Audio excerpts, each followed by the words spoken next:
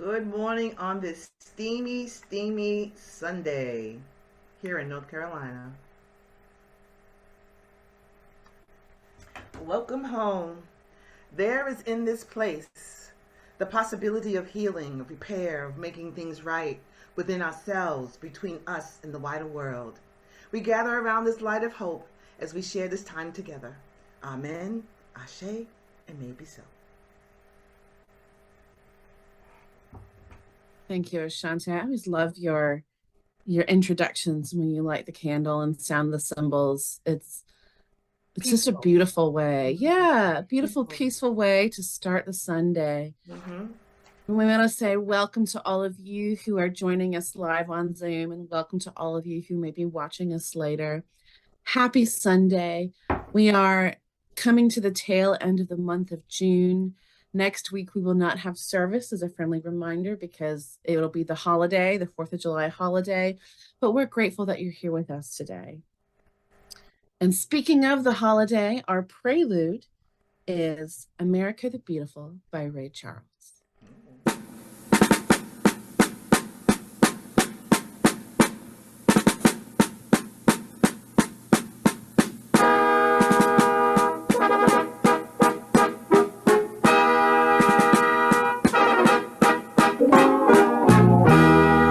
Beautiful, far heroes proved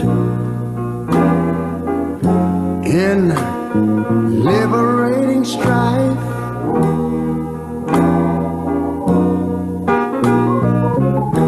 Who more than self their country loved, and mercy more than life.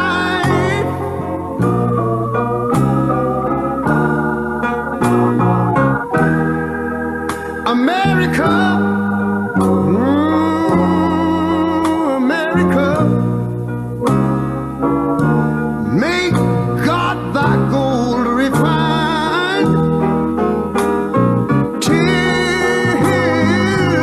all success be nobleness, and ever again divine.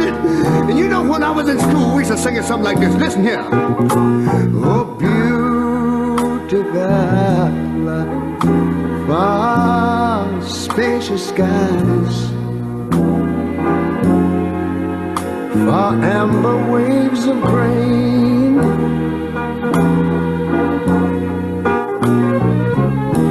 far purple mountain majesties, over the fruited plain. But now wait a minute, I'm talking about America, sweet America. You know, God done shed his grace on thee. He crowned our good. Yes, he did. Every brotherhood from sea to shining sea. You know, I wish I had somebody to help me sing this. America,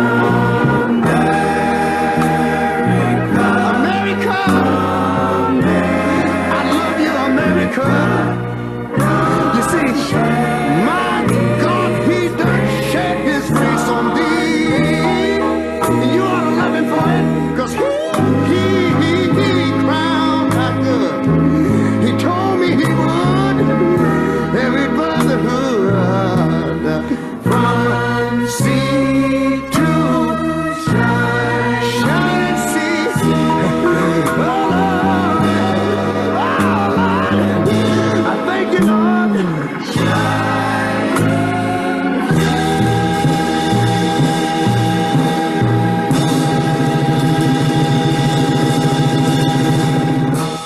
I've always been such a fan of that version, and Ray Charles knows how to bring it home. So we have just a few announcements and upcoming events that we'll share with you now. So next Sunday, as we mentioned before, we will not have a service.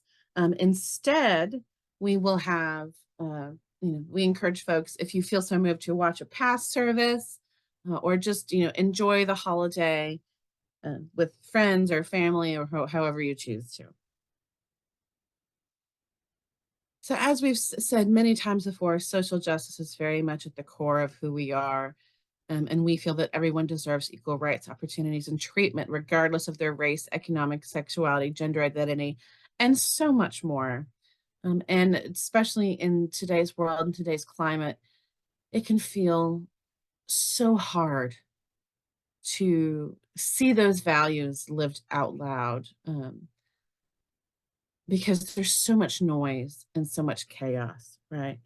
But here at Wedgwood, we really do try to ground ourselves in this. And so one way we're doing that is by continuing the fundraiser that we started at our film festival earlier in June for the Palestinian Children's Relief Fund. So Ryan, if you can go to the next slide. We encourage folks to donate to this fundraiser. We're going to keep it going all summer. Every penny helps.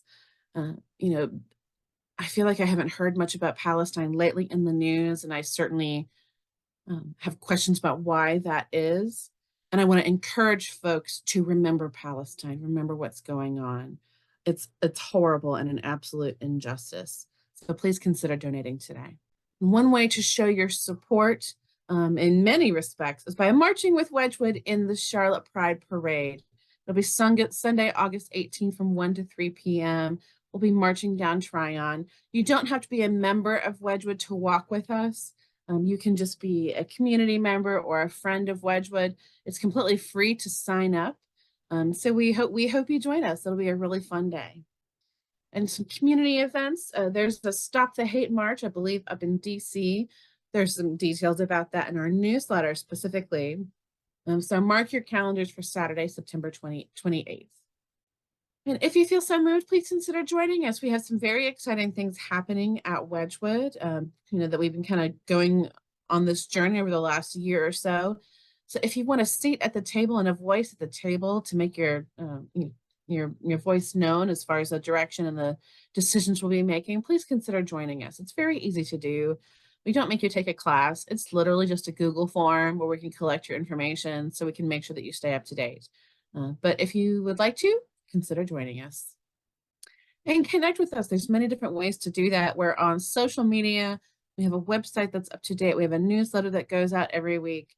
You can also email us. I do recommend holding off on calling us because that number goes to Melba. She is out of the country and we don't want her to get some roaming charges. So just send us an email or message us over Instagram or Facebook.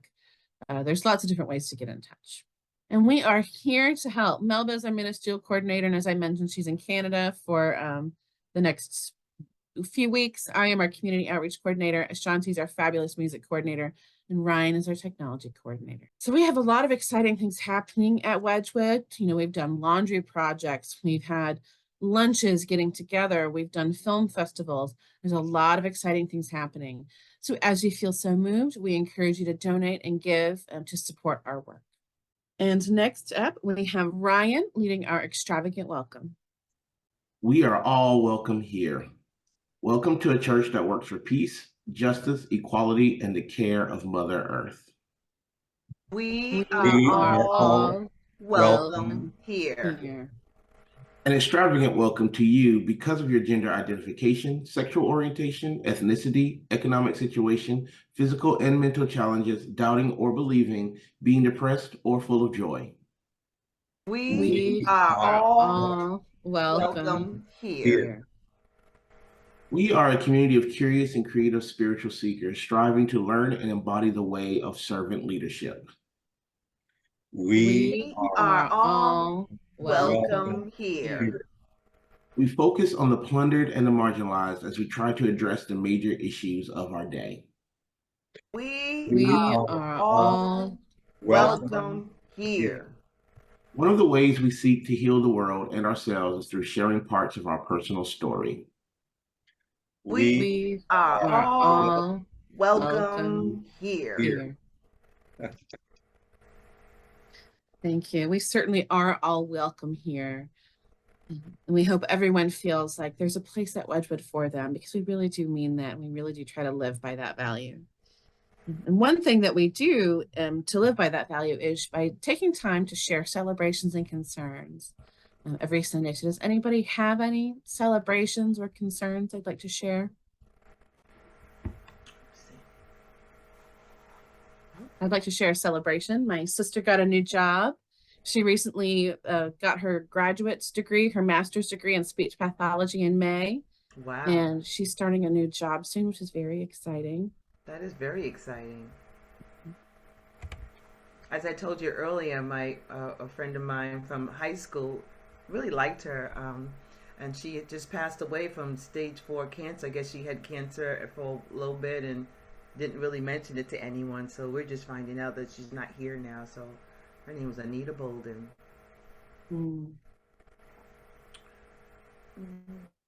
Certainly thinking of her and everyone who knew her.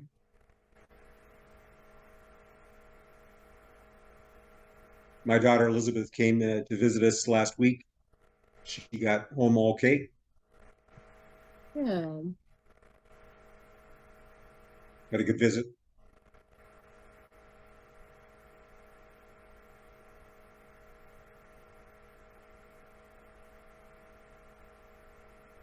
Gavin was able to go attend a camp. What's that? I think a theater arts camp, a music camp. I think it's a music camp, and he got a scholarship to go there. So he's been excited checking out piano and drums and guitar and things of that nature that I didn't know that he was interested in. So I guess because we introduced him to that, he liked the camp. So that was nice to know that he went to a theater arts camp or music camp. I would have loved to have gone to that. That's awesome. He's been to like 3 different camps this summer. Keep him busy. Mm-hmm. We can't hear you, honey. But you've been garbled up since last week. I don't know. Can you not hear me now? We can hear you, but it's like Mm-hmm. like the Transformers got into your computer. Oh. Yeah, the Transformers got you. I'll try to fix it and share it next week. I don't know if you heard me. You sound That better sounds now. great Whatever now, you yeah. did. Okay. Can you hear me now? Yep, that's better. Yes. Whatever you did. Okay.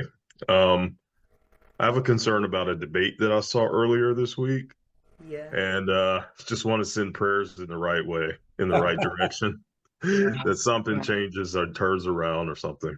Yeah. Yes, I didn't watch it because I knew it would stress me out. And of course, reading about it afterwards stressed me out.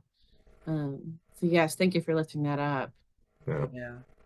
And I do want to highlight as well something that apparently a lot of people don't know about. I was talking to my parents and they didn't know about it. I encourage everyone to Google something called Project 2025. Uh-huh. It is very alarming. And I know as a church, we have to be careful about how we talk about politics, but Right.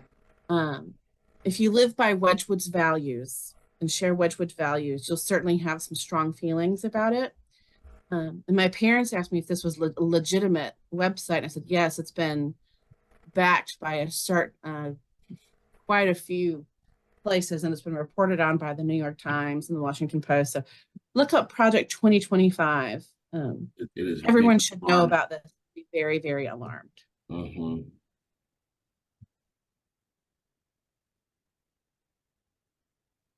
The soul of our country is at stake, I believe. On a lighter note, I've been listening to Radio Garden. You can download it on your phone. And what Radio Garden is, it's an app, but you can also listen to it on your computer. You can listen to any radio station in any country in the world at any time. It's pretty cool. It's just radiogarden.com, and you can listen to any radio station, pick any country, any city, anywhere in the world. at any time and listen to music. You can listen to commentary. You can listen to anything. So just check it out. I will. I love radio. I'll check that out. Thank you, Eddie. Yep. All right. Well, if no one has anything that they would like to share, folks may have things in their hearts and on their minds. As you feel so moved, we like to take a time of silence, prayer, or meditation. So if everyone could just bow your heads for a few minutes and lift up everything that has been both said and unsaid.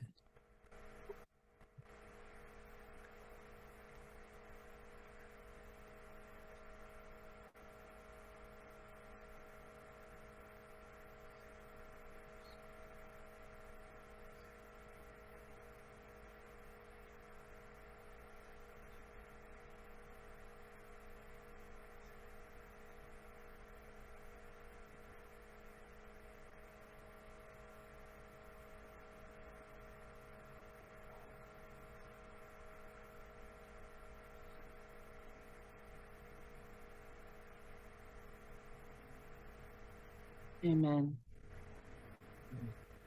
Our words of wisdom come from Emma Lazarus, and it's a poem that is on the pedestal of the Statue of Liberty. It's called The New Colossus. Not like the brazen giant of Greek fame, with conquering limbs astride from land to land, here at our sea-washed sunset gates shall stand a mighty woman with a torch, whose flame is the imprisoned's lighting, and her name, Mother of Exiles. From her beacon hand glows worldwide welcome, her mild eyes command the air-bridged harbor that twin cities frame. Keep ancient lands, your storied pomp, cries she with silent lips. Give me your tired, your poor, your huddled masses yearning to breathe free. The wretched refuse of your teeming shore. Send these, the homeless, tempest-tossed to me. I lift my lamp beside the golden door. That feels appropriate, given upcoming holiday and what's going on with the world. So we have a video that we will be watching. It's Confronting Painful Histories with Hasan Jefferies. And as we move into a holiday that celebrates the independence of the country that we all live in, I encourage you to think about the countries that other people live in and what's going on in the world. And also the poem. I think that the poem is so powerful. Give me your tired, your poor, your huddled masses yearning to breathe free. Palestinians are yearning to breathe free. Congolese are yearning to breathe free. The Sudanese are yearning to breathe free. There's so many yearning to breathe free. And we think about them today as we listen to Confronting Painful History with Hasan Jefferies.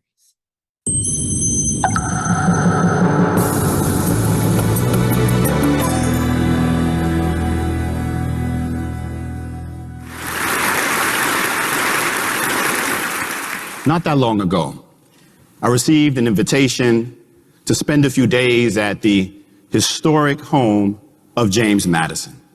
James Madison, of course, was the fourth president of the United States, the father of the Constitution, the architect of the Bill of Rights.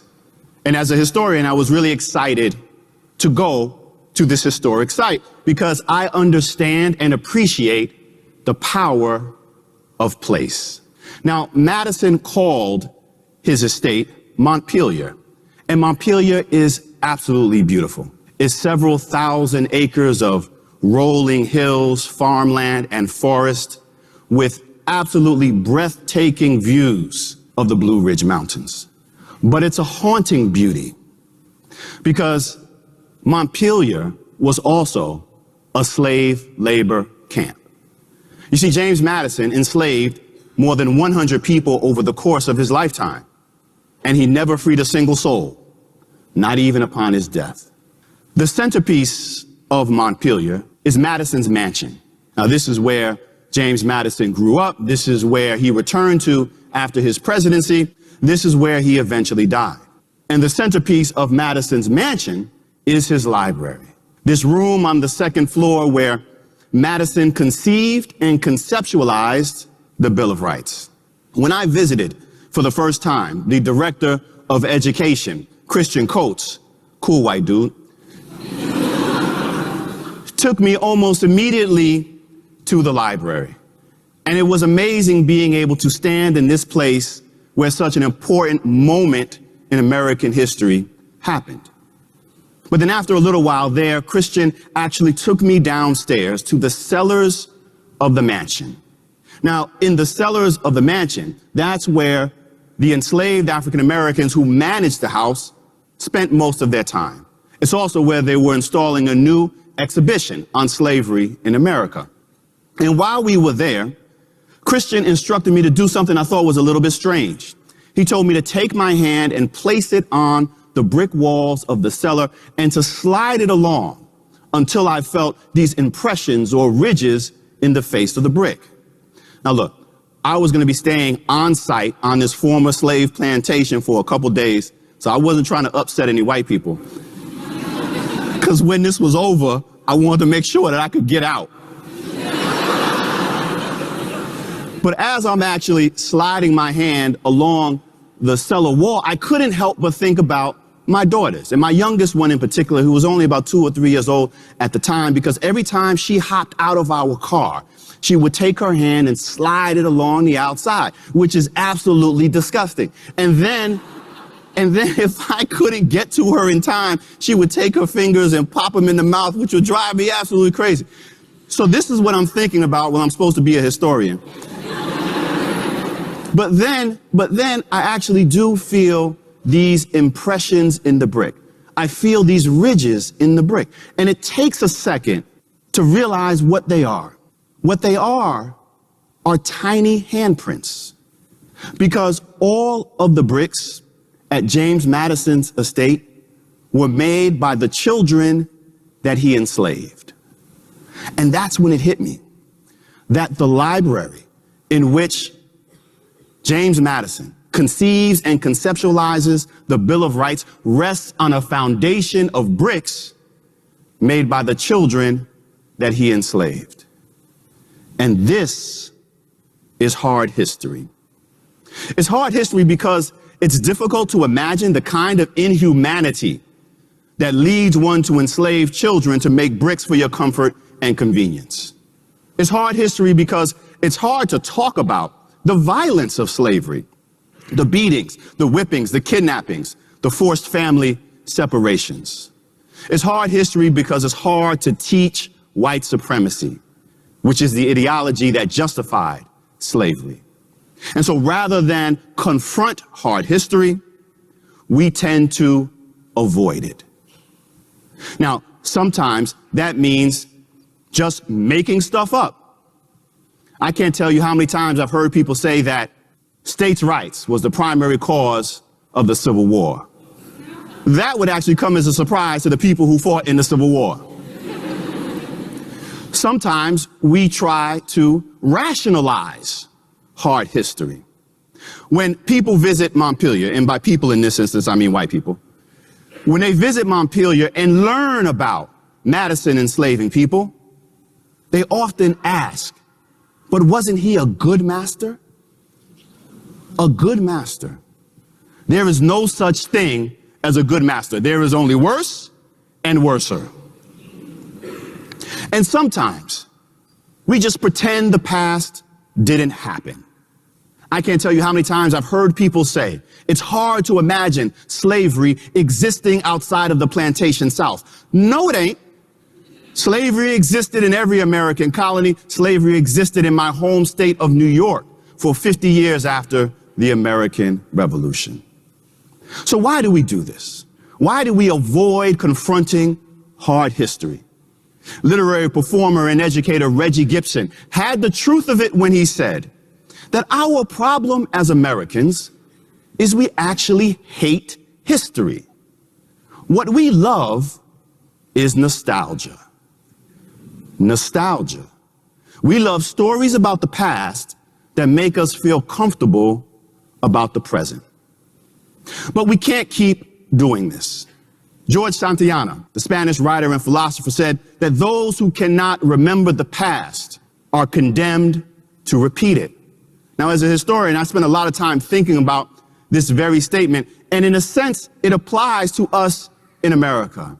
But in a way, it doesn't, because inherent in this statement is the notion that at some point, we stop doing the things that have created inequality in the first place. And the harsh reality is, we haven't. Consider the racial wealth gap. Wealth is generated by accumulating resources in one generation and transferring them to subsequent generations. Median white household wealth is $147,000. Median black household wealth is $4,000. How do you explain this growing gap? Hard history. My great-great-grandfather was born enslaved in Jasper County, Georgia in the 1850s. While enslaved, he was never allowed to accumulate anything, and he was emancipated with nothing. He was never compensated for the bricks that he made. My great-grandfather was also born in Jasper County, Georgia in the 1870s, and he actually managed to accumulate a fair bit of land. But in the 19-teens, Jim Crow took that land from him, and then Jim Crow took his life. My grandfather, Leonard Jefferies Sr., was born in Georgia, but there was nothing left for him there, so he actually grew up in Newark, New Jersey. And he spent most of his life working as a custodian. Job discrimination, segregated education, and redlining kept him from ever breaking into the middle class. And so when he passed away in the early 1990s, he left to his two sons nothing more than a life insurance policy that was barely enough to cover his funeral expenses. Now, my parents, both social workers, they actually managed to purchase a home in the Crown Heights section of Brooklyn, New York in 1980 for $55,000. Now, Crown Heights at the time was an all-black neighborhood, and it was kind of rough. My brother and I often went to sleep by the mid-1980s hearing gunshots. But my parents protected us, and my parents also held on to that home for 40 years, and they're still there.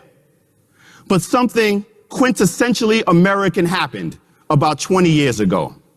About 20 years ago, they went to sleep one night in an all-black neighborhood, and they woke up the next morning in an all-white neighborhood.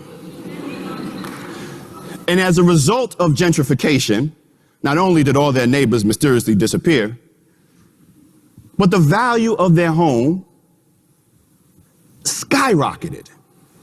So that home that they purchased for $55,000 at 29% interest, by the way, that home is now worth 30 times what they paid it for.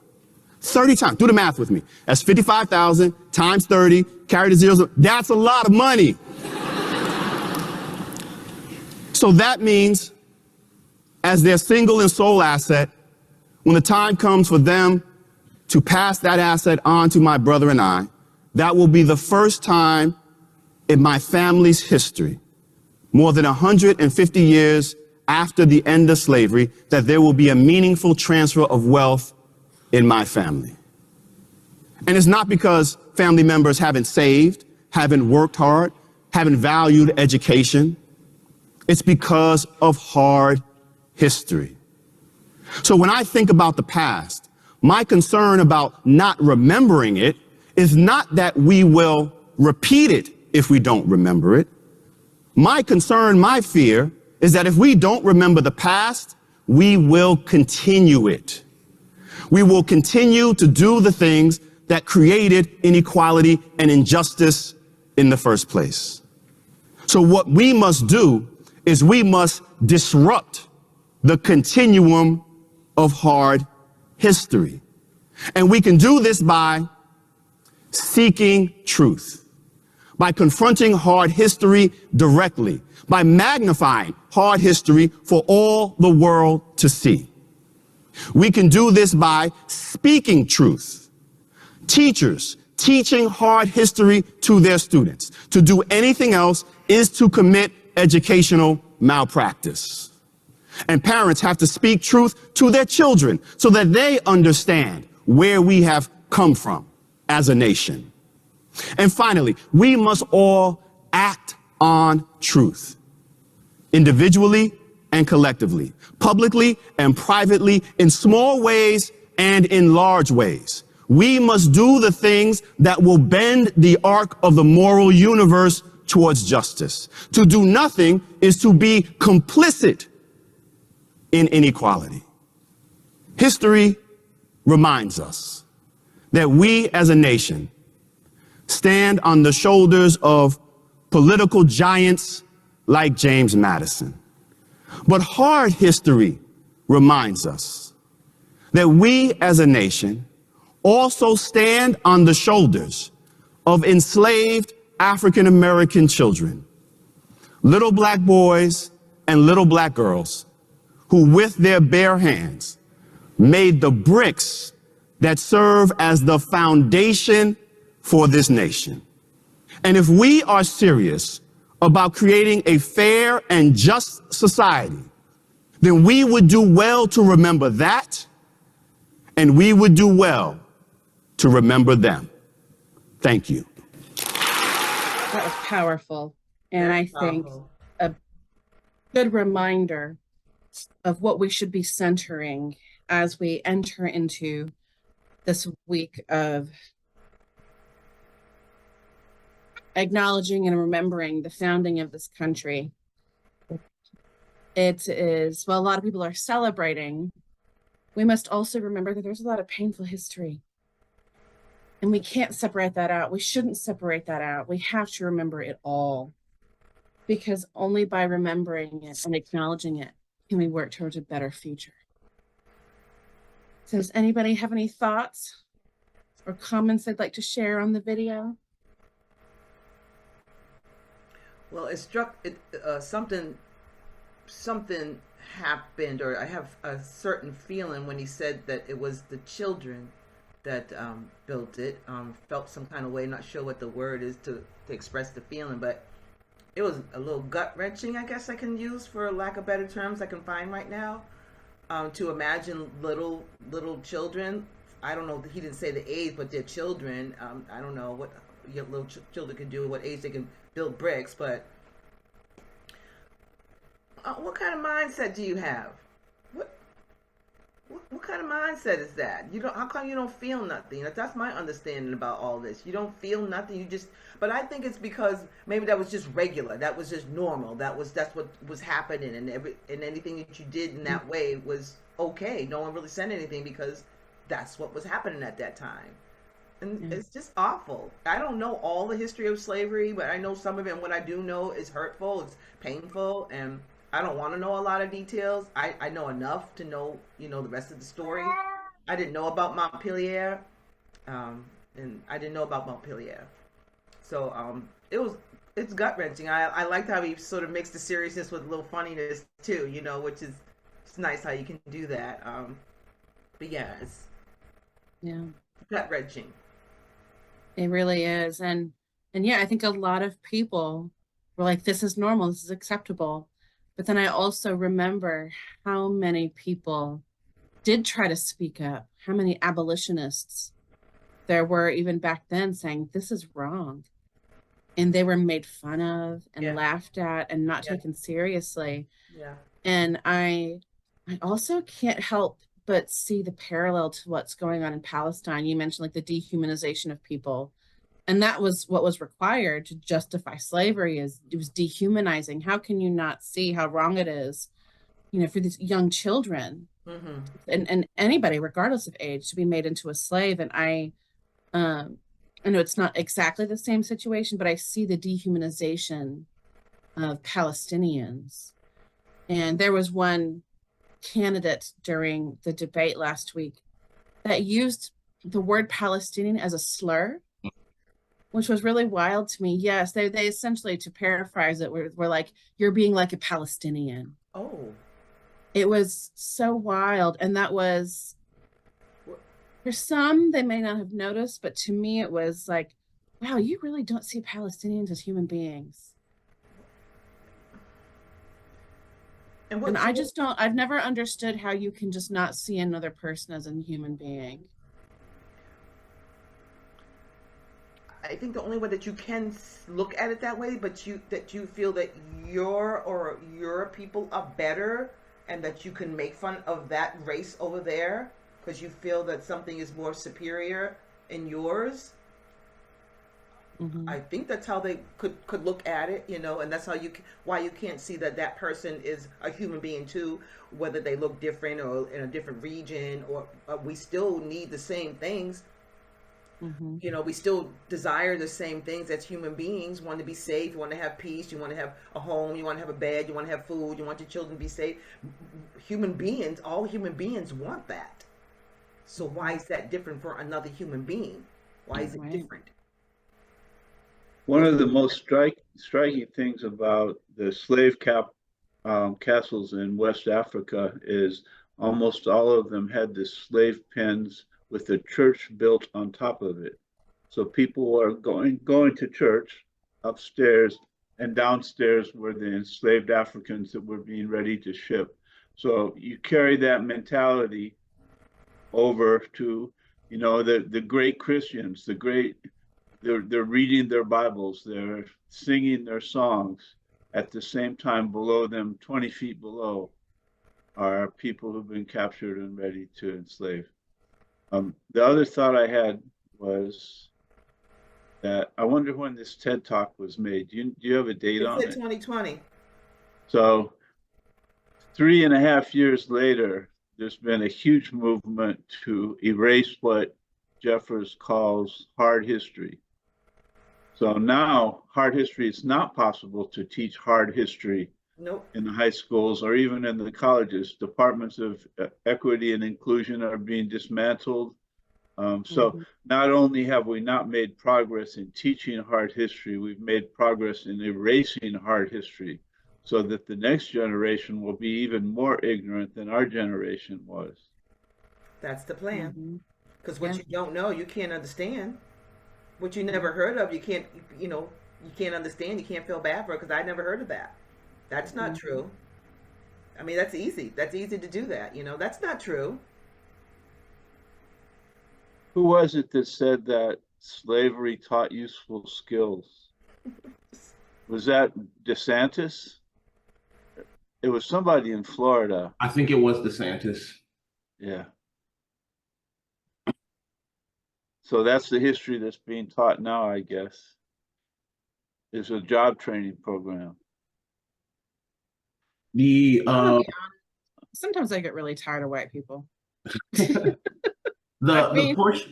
portion he brought up about the wealth gap kind of reminds me of the multitude of discussions that have been had about reparations and how people have shut down the notion of even a discussion or to see what that would even look like, because it has been so ingrained that reparations is purely money. Right. And that may not necessarily be the case. Like if honest conversation were allowed to happen and we could evaluate, like he was discussing, different things that have caused that wealth gap, reparations. Sure, there may be a financial aspect to it, but it could be other things like building communities, in the red line districts that are, that can, what's the word I'm looking for, that like single family homes instead of apartment blocks, and stuff like that to help build that generational wealth and close that gap. Right. Mm-hmm. And even something like funding schools that are predominantly African American and Latino at twice the rate that schools in middle class communities were being funded. I mean, that could be a reparation strategy. Of course, the country would lose its flipping mind over that, right? They'd burn the places down. They would.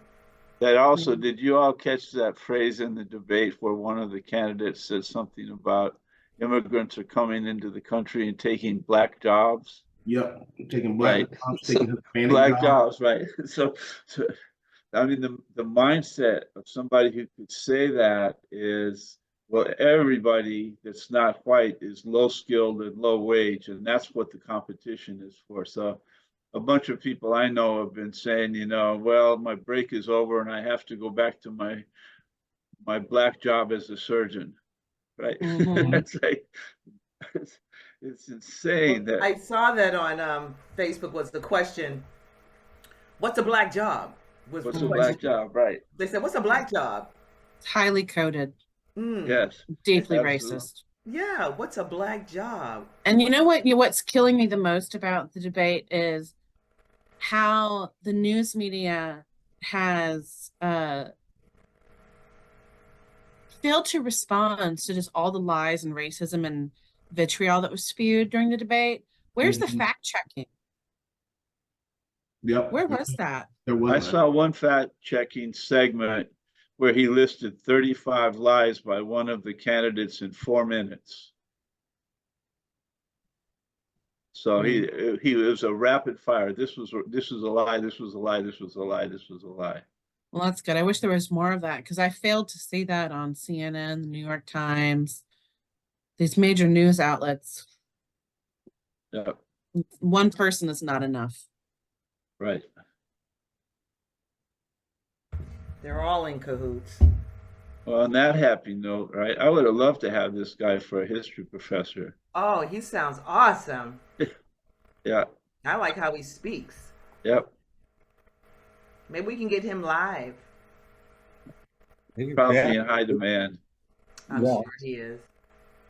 He was on a big stage. He was. It looks like the same stage that the Native American lady that was on. She had a beautiful red dress on and red beads and everything. We had a video of her, and when she was talking about her people, and she was a very good speaker too. And seemed like she was on that same stage with the red circle carpet. I don't know if it's the same location. In America, there are a lot of hard histories. There is. A lot. Mm-hmm. There is. And half of my ancestors were immigrants. My great-great-grandfather was a serf in Norway. You know what a serf is? A slave. Basically, a servant. Yeah. Not a servant, a slave. Well, it's a different structured slave, but yes. Well, when you have to do what the master says, what do you think that is? A slave. Yes, but all I'm saying is European slaves. It's a different situation from slaves in America that were from Africa. That's all I'm saying. But yes. Yes, it is. I'm not going to argue about that. But well, the king of Norway decided to set them all free to starve. Because they had to use a spell when they set them free. So they came to the United States, where they also starved, worked like dogs. Mm-hmm. And there are a lot of other histories that if people really understood their history, they would be realizing that we have a lot more in common than we think. Yeah, you're exactly right. Today is actually the last day of Pride Month. And all month I kept seeing people complaining about, why do gay people get a whole month? What is there to be proud about? Oh, and I'm just like, wow. to your point, Thomas, like there are so many histories, and it's like, Stop it. we're so uneducated. Stop. So uneducated.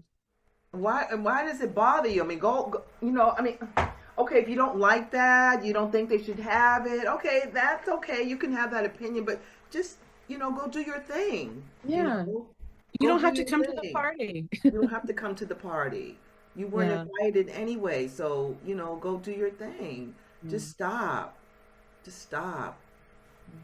But there are people who, they don't want to confront those histories, and they have blocked everyone else out that doesn't fit their worldview in so many ways, whether it be immigrants or our history with slaves in this country, or LGBTQ folks, or civil rights and Jim Crow, or all the painful histories. They just don't want to confront it. And I have noticed that those people who don't want to confront the painful histories are the same people that tend to be criticizing all of these other movements towards equal rights. It tends to be the same people. So I think that's very telling. I know we could probably spend all day talking about this, Yeah, but so I'll go ahead and turn it over to you, Ashanti. well, yeah, gee. We could literally talk about this all day here at Put the Wedgwood. pressure on me here. No. Well, I think the song you've chosen is very fitting. I think it is. I was as we were, talking and listening to the what's the brother's name? Hakeem. Hasan Jefferies. What is it? Hasan. Mhm. Hasan. Yeah, listening to him, and I'm listening and thinking of the words of this song. I think it is perfect. It's called "From a Distance" by Bette Midler, and I think it came out when we were in Desert Storm. I think this when this song came out. So listen to the words. Thank you, Ashanti. Thank you. As we move into this week where America celebrates its founding, we encourage folks to take a moment to reflect on how important it is to look at all of the history, not just the stuff that makes you comfortable, but the stuff that makes you uncomfortable. Because only by confronting painful histories can we move into a better future for all of us. Go in peace. Go in peace.